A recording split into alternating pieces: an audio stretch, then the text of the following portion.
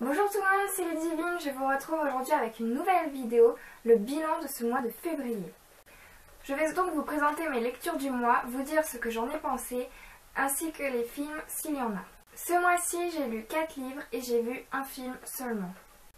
Ma première lecture de ce mois a été le tome 2 de la trilogie des elfes, La Nuit des elfes, par Jean-Louis Fetgen, dans les éditions Pocket Jeunesse. C'est un second tome, je ne vais pas trop vous en parler pour ne pas vous spoiler. Cette trilogie, c'est quoi? Alors, c'est du fantasy fantastique. On entre dans un monde partagé entre 4 peuples, les elfes, les humains, les nains et les monstres. Les 4 peuples ont un talisman, seulement si l'un des peuples a le malheur de le perdre, ce talisman, le peuple disparaît. Rayé de la carte. Dans le tome 1, on suit l'histoire d'un groupe d'elfes, de nains et d'humains qui tentent de comprendre et venger la mort d'un certain Troïn. Dans ce tome 2, on retrouve donc nos personnages Uther, le chevalier humain, et Lyanne, la reine des elfes. Le monde a clairement perdu son équilibre, c'est la guerre et il y a l'extermination des nains. Seulement un seul problème, les elfes sont les seules personnes à s'opposer aux humains qui sont la cause de la perte des nains. J'ai vraiment aimé ce livre, tout comme le premier. J'ai aimé cet univers à la Tolkien que l'on retrouve. Pour certains, c'est un gros moins, pour moi, c'est un réel plus. J'ai adoré les créatures, les personnages et ce petit clin d'œil que l'on a au mythe de Merlin qui m'a vraiment fait craquer pour ce livre. J'aime notamment beaucoup comment les personnages ont évolué. Concernant la plume de l'auteur, je l'ai trouvée très simple, très fluide. J'ai beaucoup aimé. L'auteur a réussi à me transporter dans l'histoire. On y est. On entre clairement dans le monde médiéval avec le mythe arthurien. Il n'y a pas de problème avec ça. Bref, ce livre, vous l'aurez compris, c'est une très bonne surprise. Même si c'était pas tellement une surprise étant donné que j'ai adoré le premier tome. Je vous conseille totalement cette trilogie si vous aimez l'univers des elfes, si vous aimez les Merlin, toutes ces choses-là. Je pense que vous pouvez vraiment adorer cette trilogie. En seconde lecture, j'ai lu 7 jours pour une éternité de Marc Lévy aux éditions Pocket. C'était mon premier Lévy et j'ai pas trop été déçue. Ça va encore. Donc c'est l'histoire de Dieu et Lucifer qui élisent leurs meilleures élites, c'est-à-dire Lucas et Sophia. Sophia est un ange, Lucas est un démon. Forcément Dieu, Lucifer. Dieu et Lucifer ont donc fait un pari qui est de faire gagner l'un des deux camps en 7 jours. Pas plus, pas moins. Le gagnant aura comme récompense de pouvoir régner sur les hommes. Le pari est lancé, seulement aucun des deux, ni Dieu ni Lucifer, n'aura pensé que leurs élites peuvent se rencontrer sur Terre. Forcément, quand on sait ça, on ne devine pas du tout ce qu'il va se passer. Alors, j'ai aimé l'intrigue, ça a été, c'est la première fois que je lis quelque chose de ce genre, c'était assez original, je dois dire. Les personnages sont bons, mais pas plus attachants que ça, à mon goût. J'ai besoin de m'attacher aux personnages, et là, je ne me suis pas du tout attachée à eux. Malheureusement, j'ai trouvé des longueurs dans le livre. Je dirais pas que je me suis ennuyée, mais je dirais pas que je le relirai non plus. Concernant la fin, j'ai été très déçue, je ne m'attendais pas à ça, donc de ce côté-là c'était un bon point. Mais j'ai été déçue parce que je m'attendais à beaucoup plus. La simple était beaucoup trop simple à mon goût. J'aurais aimé quelque chose de plus compliqué pour les personnages, enfin... La fin est trop plate à mon goût. Bonne lecture, mais sans plus. On continue avec ma lecture du tome 1 des Anges déchus, Hush Hush, de Rebecca Fitzpatrick, aux éditions du Masque. Cette série, j'en avais énormément entendu parler sur la blogosphère. Quand j'ai vu qu'il était à seulement 4 €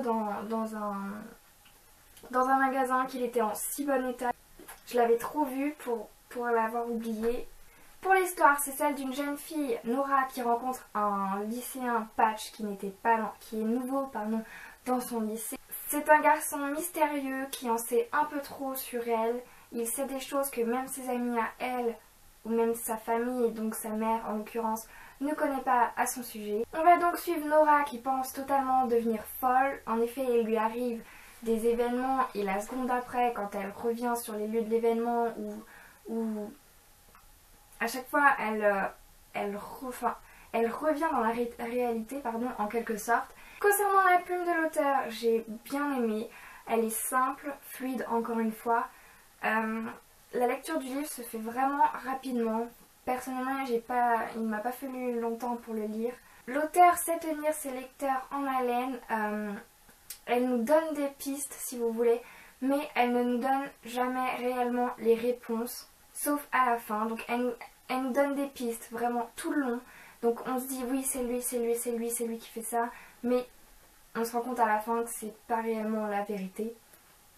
Ou alors peut-être que vous l'avez deviné, mais moi je l'avais pas deviné personnellement. Je l'avoue, pendant un moment j'ai pensé que notre héroïne était elle-même folle, mais je me suis dit non c'est pas possible, il y a ce mec quand même bizarre, elle ne peut pas être folle, mais du coup je me demandais vraiment qu'est-ce qui se passait. Et c'est ce que j'ai, je pense, le plus aimé dans ce livre, le fait de me poser des questions, de vouloir savoir et de connaître quand même les réponses à mes questions à la fin. Malheureusement, il faut bien un point négatif dans la lecture. Le gros point négatif pour moi dans ce livre, ce serait, je pense, la lenteur du début. Je m'explique. L'histoire a pris un réel élan à partir du moment où deux personnages, Jules et Elliot, sont apparus. Ils sont apparus et là c'est comme si le livre a tout d'un coup avancé. Je sais pas comment expliquer, mais c'est parti et on a suivi. En bref, un beau livre pour ceux qui aiment les histoires sur les anges ou même pour ceux qui voudraient découvrir cet univers. La lecture qui clôture ce mois sera Pompéi. L'histoire se situe en 79. On y retrouve un ingénieur, donc Attilus, qui doit entretenir un aqueduc,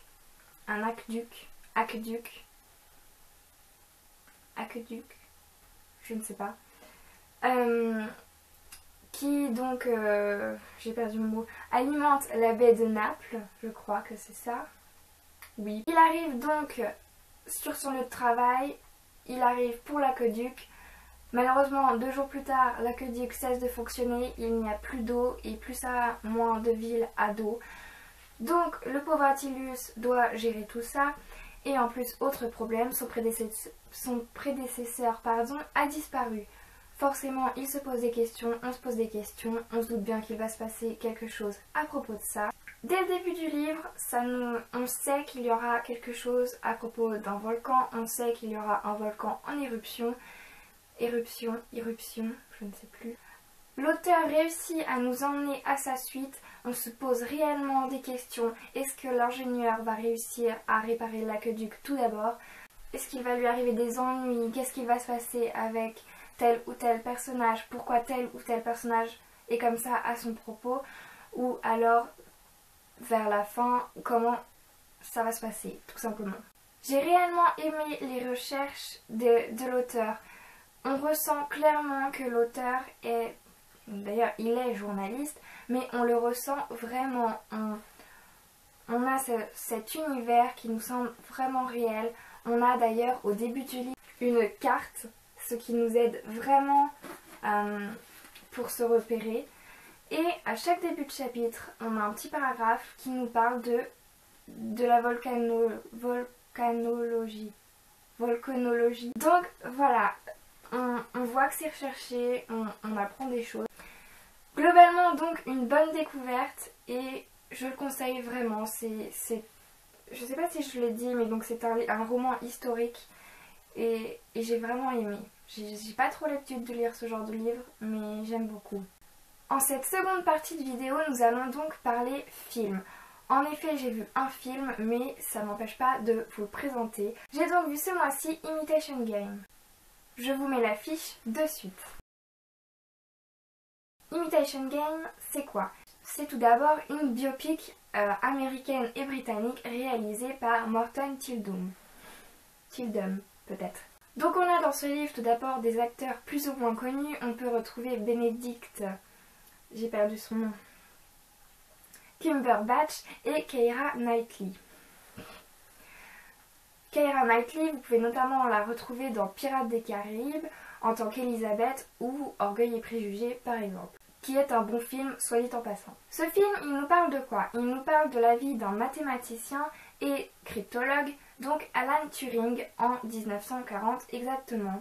On y voit des moments importants de sa vie, c'est pas du tout une biographie d'Alan Turing. Nous sommes donc en 1940, c'est la guerre et les Allemands ont créé une machine. Cette machine sert à leur faire passer des messages entre eux, Allemands, sans que les autres puissent les déchiffrer, c'est le but. Évidemment, ça serait trop facile si le code ne changeait pas tous les jours. Et Alan Turing sera notre homme pour découvrir et plutôt pour décrypter cette machine qui se nomme Enigma. Tout d'abord, j'ai vraiment aimé la façon dont le film est tourné. Je m'explique, le film est sous forme de flashback. On y retrouve son passé, mais c'est pas son passé tout le temps, c'est son passé à propos de sa recherche sur Enigma et son passé dans l'enfance. On a 2 périodes très exactes que l'on retrouve et rien d'autre. Donc grosso modo dans tout le film, on a 3 périodes de la vie d'Alan Turing. L'intrigue, elle se passe sur le cambriolage d'Alan Turing, donc après la guerre. Des enquêteurs viennent pour voir ce qu'il s'est passé, Alan Turing les renvoie un peu balader, parce qu'il n'a pas trop envie qu'on s'occupe de ses affaires et d'expliquer pourquoi les personnes ont fait ça, grosso modo. Forcément, l'enquêteur se demande pourquoi est-ce qu'il ne veut pas de notre aide, ni qu'on retrouve les personnes qui ont fait ça. Et c'est de là que partent forcément les recherches sur Alan Turing. C'est de là que l'enquêteur va déterrer au fur et à mesure des secrets de la vie d'Alan Turing. Et tout se passe à propos de cette enquête. On aura une entrevue entre l'enquêteur et Alan, et forcément Alan va raconter des choses, ce qui fera qu'on comprendra certaines choses.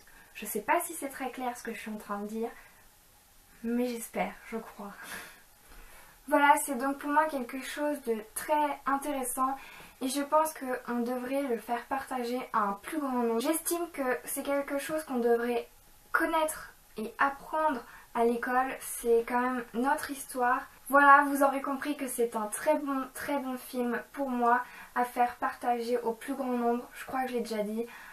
Mais voilà, c'est vraiment quelque chose, j'espère que le plus de personnes possible aillent le voir. C'est vraiment, tout le monde peut aller le voir, peut-être pas non plus les enfants qui ne connaissent pas la Seconde Guerre ni la Première Guerre mondiale. Mais voilà, c'est quelque chose que le plus grand nombre peut aller voir, petit comme grand. Sur ce, la vidéo est déjà terminée. Je vous souhaite à tous de très bonnes lectures et je vous dis à la prochaine.